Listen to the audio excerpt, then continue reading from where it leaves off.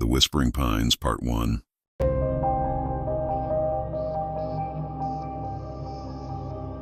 Sarah gripped the steering wheel as her old Honda Civic bounced along the narrow dirt road. Towering pine trees rose on both sides, their needles scratching at the car windows.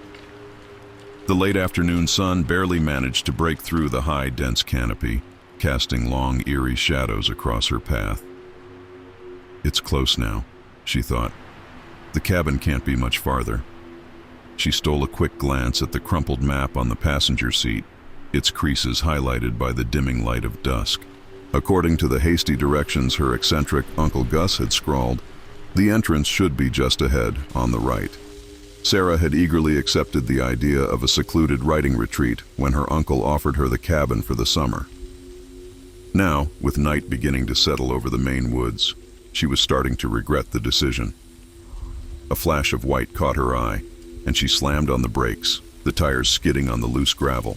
There, almost hidden among the bushes, was an old, weathered wooden sign, Whispering Pines, 1 mile. Sarah sighed with relief and steered the car onto an even narrower road. After what felt like an eternity of jolts and tight turns, the trees finally parted, revealing a small clearing. And there it was, silhouetted against the twilight sky. A rustic log cabin. When she stepped out of the car, the silence was so intense it felt like a physical blow. No traffic noise, no hum of electronics, not even the sound of birds or insects. Just a crushing, almost supernatural silence that made the hairs on the back of her neck stand up. She shook off the strange sensation and began unloading her bags. By the time she found the hidden key and entered the dusty cabin, night had fully descended. Sarah fumbled with a few light switches until she found one that worked, casting a faint yellowish glow across the room. The interior was modest, with dusty furniture and faded old hunting trophies. Sarah grimaced at the glassy-eyed stare of a mounted deer head, its antlers casting thin, twisting shadows on the wall.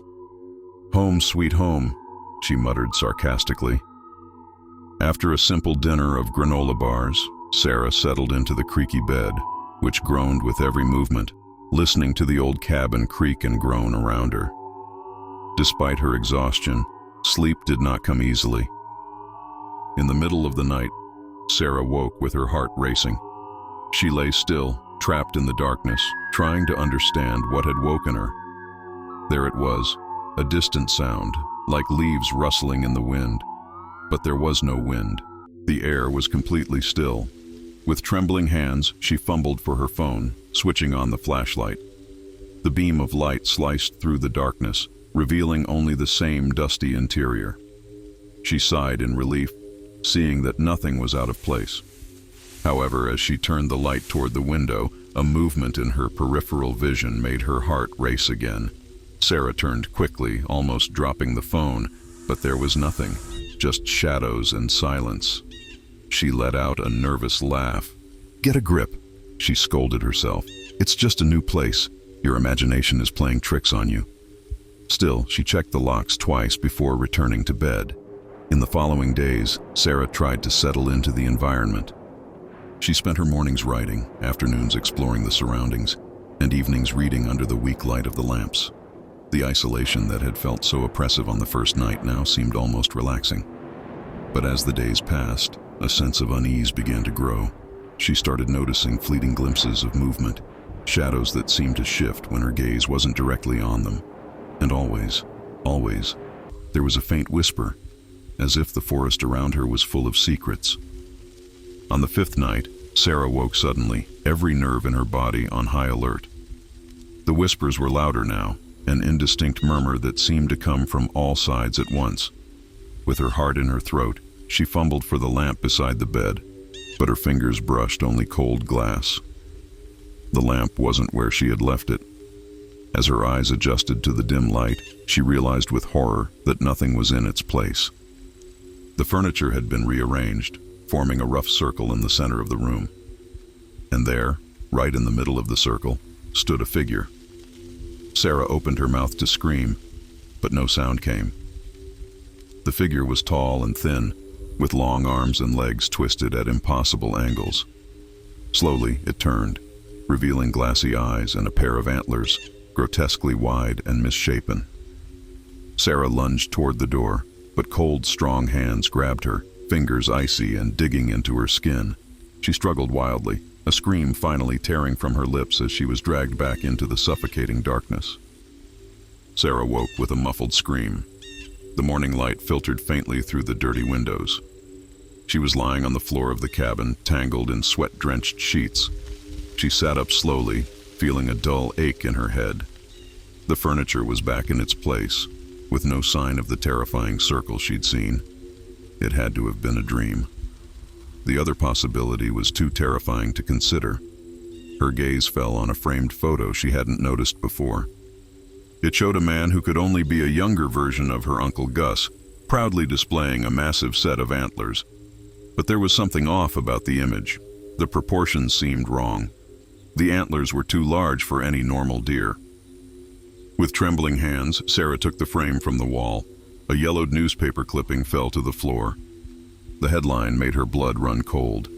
Local man missing after hunting trip. Gus Larson, last seen entering the northeast forest. The article was dated almost 40 years ago. Sarah's mind spun. If her Uncle Gus had disappeared decades ago, who had she been communicating with? Who had invited her to this cursed cabin? A sinister creak came from behind her. Sarah turned, her eyes locking with the creature from her nightmares. In the light of day, she could see it for what it truly was. A grotesque hybrid of man and animal, with a skull covered in deformed antlers, grinning with insane hunger. As twisted hands reached out toward her, Sarah's scream echoed through the whispering pines.